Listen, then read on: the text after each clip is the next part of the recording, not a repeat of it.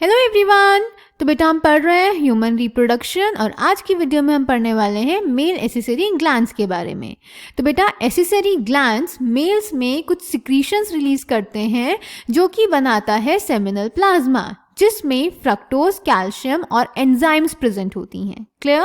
So the male accessory glands, secretions of these glands constitute the seminal plasma which is rich in fructose, calcium and certain enzymes. Males के पास 3 accessory glands होते हैं। Paired seminal vesicles यानी seminal vesicles 2 present होंगे, prostate एक ही present होगा and paired bulbourethral gland यानी bulbourethral gland भी 2 present होंगे। अब जो बेटा सेमिनल वेसिकल्स होते हैं इनका मैक्सिमम कंट्रीब्यूशन होता है सीमेन में, दैट इज अराउंड 60 to 70%। इनके सिक्रीशंस ही स्पर्म को नारिश करते हैं।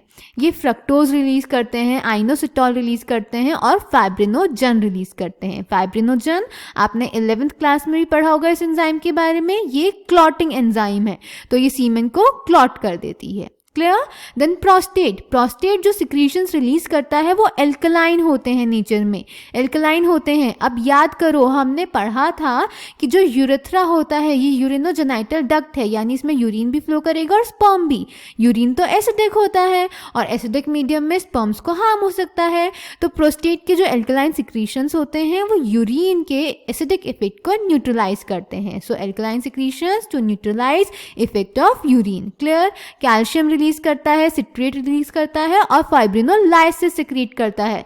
फाइब्रिनोलाइसिस वो एंजाइम होती है जो क्लॉट को ब्रेक करेगी। सेमिनल वेसिकल ने फाइब्रिनोजन एंजाइम रिलीज करी जो कि सीमेन को क्लॉट कर देगी, तो उस क्लॉटिंग को ब्रेक करने के लिए प्रोस्टेट एंजाइम रिलीज करेगा fibrinolysis. Clear?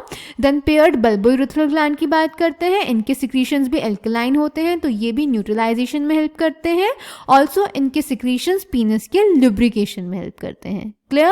So, the male accessory glands include paired seminal vesicles, a prostate and paired bulbourethral glands. Secretions of these glands constitute the seminal plasma which is rich in fructose, calcium and certain enzymes. The secretions of bulbourethral glands also helps in the lubrication of the penis. Clear? तो बेटा यहाँ पे male reproductive system खत्म हुआ, तो and में मैंने आपको मेल रिप्रोडक्टिव सिस्टम का एक कंप्लीट डायग्राम ड्रॉ करके दिखाया गया है। ठीक है, जिसमें यहाँ पे आपको दिखाए गए हैं यूरेटर जो कि किडनी से आ रहे हैं, urinary bladder, then vas deferens ये मेल एसेसरी डक्ट है, seminal vesicle male accessory gland है जो कि पेयर्ड होते हैं, तो 2 प्रेजेंट है यहाँ पे। प्रोस्टेट ये पूरा एक ही है बेटा, इसको 2 नहीं समझेंगे, ये पूरा एक है। ठीक है, बल्बोयूरेथ्रल ग्लैंड ये 2 हैं। एपिडिडाइमिस हाईली कॉइल्ड है टेस्टिस के पोस्टीरियर सरफेस पे। वासा एफ्रेंशिया ये जो है ये स्पर्म्स को टेस्टिस से बाहर लेके जाती हैं। Rated testis seminiferous tubule sperms इन्हीं में रिलीज करते हैं। यूरेथ्रा यूरिनोजेनाइटल डक्ट है, यूरिन और स्पर्म्स दोनों फ्लो करेंगे। टेस्टिस प्राइमरी सेक्स ऑर्गन है मेल्स का। Foreskin, glands penis and urethral meatus. इसमें हमने पीनस लेबल नहीं किया है, कर देते हैं। So this is the पीनस।